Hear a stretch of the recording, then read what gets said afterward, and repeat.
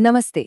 आज एक ऐसे टॉपिक पर बात करते हैं जो हमारी दुनिया को कह सकते हैं हर तरह से शेपिंग देता है, चाहे वो नए ग्रहों की खोज हो या किसी क्लासरूम को बेहतर बनाना हो। और वो टॉपिक है अनुसंधान यानी कि रिसर्च। आज हम रिसर्च के 3 मुख्य प्रकारों को समझेंगे जो हमें ये जानने में मदद करते हैं कि हम नई चीजें कैसे सीखते हैं और मुश्किलों को कैसे सुलझाते हैं। तो दुनिया के बारे में नई नई बातें हम सीखते कैसे हैं? इसका छोटा सा जवाब तो है रिसर्च। पर ये रिसर्च असल में है क्या? ये सिर्फ जानकारी इकट्ठा करना तो नहीं है ना? नहीं, ये तो एक सिस्टमैटिक तरीका है ज्ञान हासिल करने का। तो चलिए जरा इसमें और गहराई से उतरते हैं और देखते हैं कि ये काम कैसे करता है।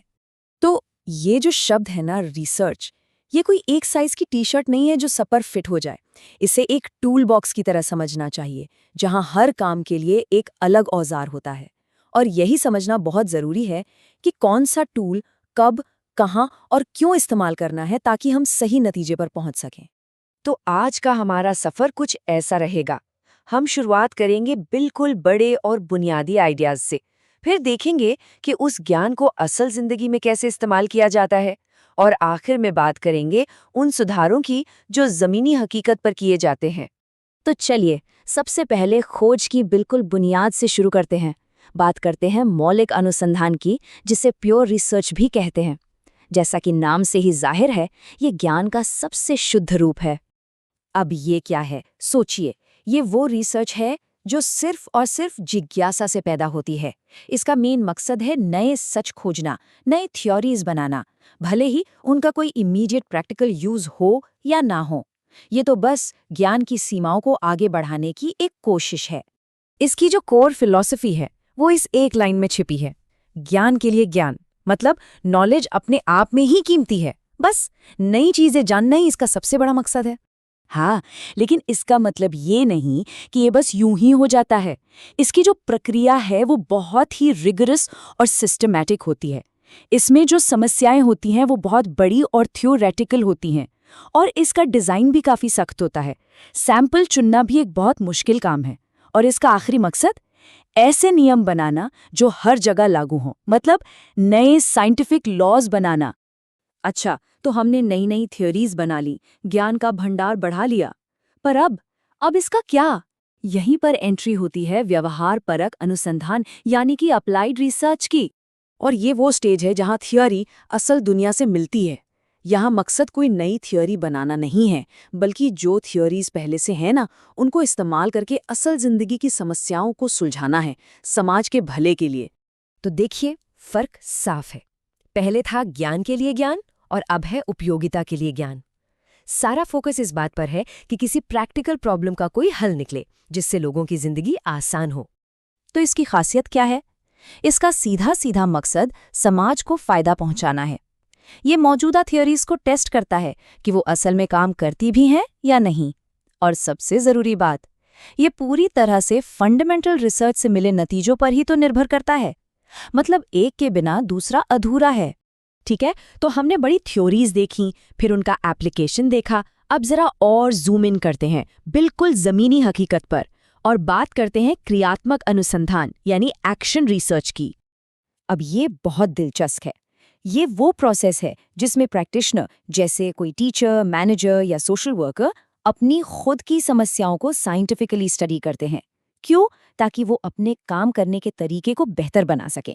तो यहाँ पर सबसे जरूरी बात क्या है कि रिसर्चर कोई बाहर वाला नहीं है, वो वही इंसान है जो उस सिचुएशन में है और उसे सुधारना चाहता है। और इस आइडिया को सबसे आगे बढ़ाने वालों में से एक थे प्रोफेसर स्टीफन एम कोरी। उन्होंने इस बात पर जोर दिया था कि ये वो प्रोसेस है जिससे लोग अपनी रोजमर्रा की मुश्किलों को साइंटिफिक तरीके से स्टडी करते हैं, ताकि उनके फैसले और काम बेहतर हो सकें। और ये कोई तुक्केबाजी नहीं है कि कुछ भी ट्राई कर लिया। नहीं, इसका एक पूरा स्ट्रक्चर्ड साइकिल होता है।